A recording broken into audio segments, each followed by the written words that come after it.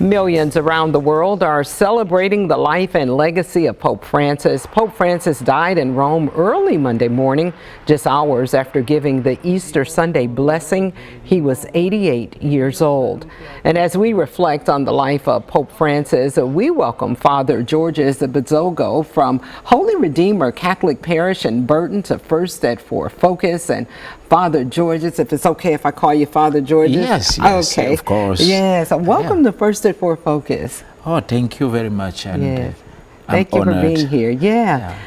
First, tell us about your initial reaction when you heard of the Pope's passing. You know, on Sunday he gave the Easter blessing, and then that word came very early Monday morning here Eastern time. What was your first reaction? Of course, it was very surprising and shocking. It was around night. I got a message from a friend and who sent me the notification of death of Pope Francis, and I was shocked just because we were expecting maybe him to go within the 38 days that he spent in the hospital. So we thought maybe that's the time he will have left us. But when we saw him on Sunday, that gave us so much hope, and we saw him with the people. I was shocked, and the first reaction was sad and sorrowful, but at the same time I thought God wanted him to come and say goodbye to us and to bid farewell to the Catholic Church, to the world, and it seems like that's what he did there on Easter Sunday. And when I saw that, I said, actually Jesus wanted to rise together with his servants. So that's how that gave me a lot of joy and a lot of inspiration as well, and hope for the future. You know, Pope Francis is being called the People's Pope. And what do you think made Pope Francis so endearing to Catholics and non-Catholics alike? I would say, first of all, Pope Francis was so humble. And at the same time, he was a very, very compassionate Pope. Nobody can resist compassion, and nobody resists humility, and I think those two characteristics brought so many people to him, and he was so inclusive. He wanted a church that is immersed into the world, and a world that comes to the church. At the same time, he did not want to get away from the line of the church, but he appealed people to conversion in a very, very different way. Very subtle, almost kind of subtle, very real. Very real, and he will just be like, okay, I want you all to know God, to change your hearts, but I respect who you are and the way you are coming to him, so he's going to do the rest. Just avail yourself to him. So that's why I thought many people found themselves so close to him, and it was so much appealing with that approach, which maybe somehow some people did not like and thought he was going away from the church. I didn't believe so. He was very, very orthodox in the teaching of the church, but at the same time he was very human. I could see a Jesus in him, the approach of Jesus in the way he approaches people. I was just remembering one of the Gospel, John chapter 8, with the woman caught in adultery. So it's like Jesus, everybody wants to condemn the woman, but Jesus has a total different approach. Go and sin no more, but at the same time he's welcoming this sinner without killing her,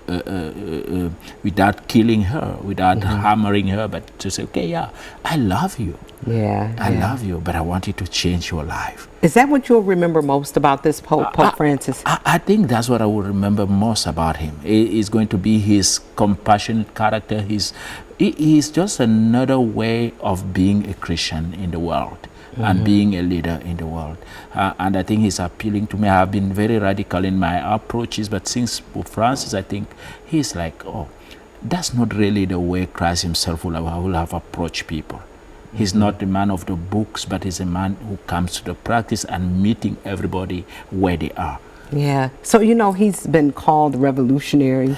a once-in-a-lifetime leader of the Catholic Church, and the cardinals will be gathering in a few weeks, and they'll have to consider who will be the next pope. So very quickly, Father Georges, tell us, what do you think the next pope, some of the characteristics he needs to embody, the next leader of the Catholic Church? It's going to be, first of all, a man who is so much well indwelled in the Catholic faith, because that's all about, first of all, the fidelity to the teaching of Christ. That will be someone who is well rooted in the theology, in the knowledge of God, but of course that he can also apply that to the challenges of the actual world. He should be someone who is very diplomatic in terms of relationship, because the world is facing so much challenges, so many challenges today. People expecting the voice of the Catholic Church, who can relate to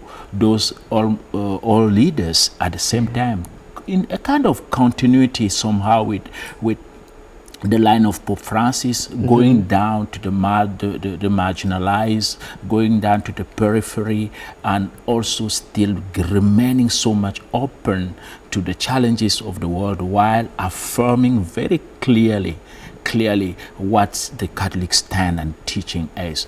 I think that will be he should be also, I think, someone who is open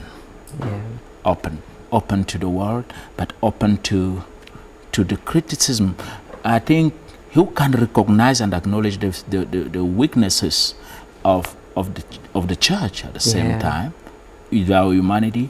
And that's what made Pope Francis somehow someone a little bit different. He could apologize to the survivors of abuses, and he could also find ways to solve the problem.